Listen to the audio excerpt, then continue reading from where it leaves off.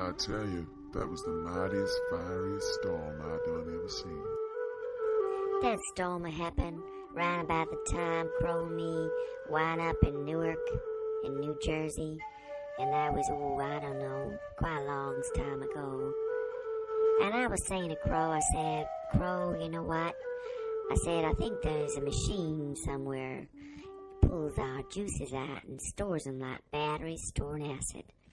And you know what? Someday that machine will come and we all be fried. Crow laughed. You know, you just might be right, kid. I mean, what's the use? Voodoo children running around like a helpless chicken. Everyone feeding in off everyone. And maybe there ain't no tomorrow. I hear plenty people say such. Hey, I met this man. He said to me, humans, we's long gone. Them machines is on them way, and where we gonna be then, huh? I don't have no time for such foolish talk. That's what crows say, but sometimes I think he says that kind of stuff just to make my mind rest. He knows I worry about this and that. I say one thing for Crow, he ain't never left me. He keeping me out of trouble mostly. Last night, for instance, we wound up in that old place over by the river. Old place. Poor in design, but rich in ghosts. I think maybe a president lived there once, or an Eisenhower maybe, or maybe a Thomas Jefferson. That's what Crow said. We was running low on money, so we had to go there. We got to go where things is cheap liquor and lodgings, but we sell a trinket or two along the way. Old Crow, now and again he gets the time zones mixed up, so this place weren't no hotel. It were a lodging home for slaves. They give us a room, they call it the guest suite. I think guest sour is a more fitting name. It's just skinny guys walking all around with his rifle, some kind of guard. Crow says he ain't no guard. He's a misnomer if ever I saw one.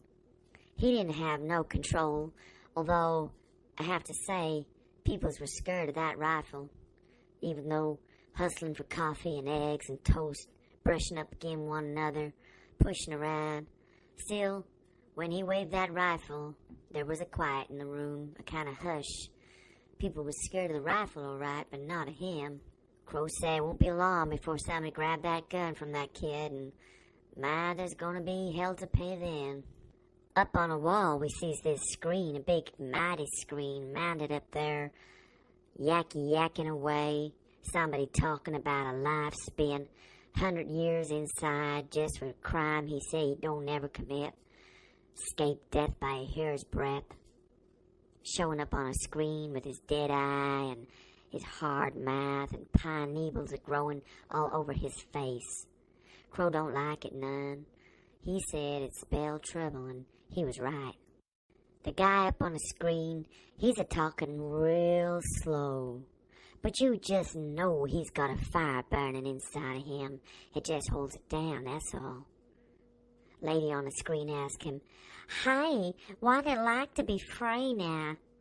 He says, "It's mighty nice, lady."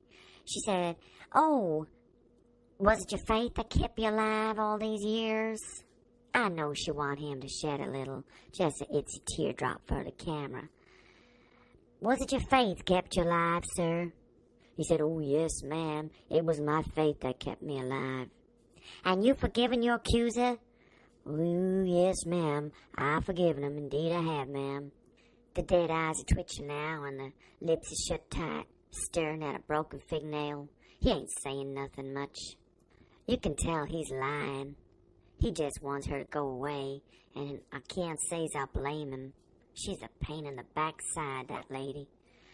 "It's just good to be alive, ma'am," he tells her. "But you know that girl?" she asks him, like she don't believe a word he's saying, like she's thinking, "Oh, there can't be no smoke without fire." "No, ma'am, I never known her," he said. "But somebody got to do it, right?" "Yes, ma'am, somebody did it." But not you, George. No, ma'am, not me. Crow and me saying nothing. We's all nice and quiet, just chomping on our eggs and sipping our coffee. And aside from Crow, who's a half black, a half Indian, and me being the only non-African peoples in that room, I felt scared. I knew them peoples was angry. I could sense the eyes are watching. Red eyes, angry eyes. The wind a changing in that room now, a bad wind. And some guy, he come up with a carving knife, just an ordinary old carving knife, but he gonna slice the whole damn planet in 2 or 3 or 4 or 5 with that knife. I could see he was a madman. He was dancing round and round, shuffling and glaring, heavy breathing all over my face, crouching down like a bear 1 second, leaping up the next. Crow turned to me, he said, "We better scarp on out of here, kid." "Damn right," I said. Crow and me, we hustle on out of there. And that guard, the skinny kid with the rifle, he's a-watching us. He's a-screwing his eyes up and squinting and all, and looking mighty suspicious like he thinks we got stuff. He thinks we got stuff in our bag, in our cases. He thinks in those old battered cases of ours, we got stuff. Goddamn right, we got stuff. We's smuggling shit. We take all we can from that crazy house. Knives, blankets, utensils. Huh? Crow and me, we survived. That kid guard, he got enough on his plate. 'Cause the wind in that room's getting mighty shifty now. Lots of people's getting kind of anxious and fidgety and like they don't like the whining and the buzzing coming from the screen. You can just see 'em scratching in their heads, scratching in their minds and their thoughts, buzzing around, biting at 'em, biting. Crow said, "I don't reckon that guard gonna make it out of here tonight, kid. I reckon he be torn afore sunup." Crow said he's seen things like that before. He said he knowed when a riot gonna start.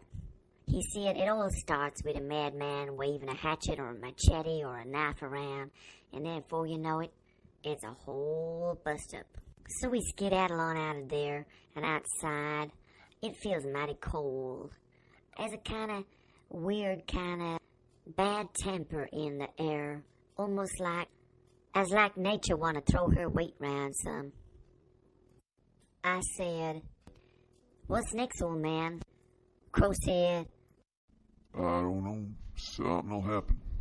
Sure enough, we winded, traveling on up a Minnesota and then on a New Mexico.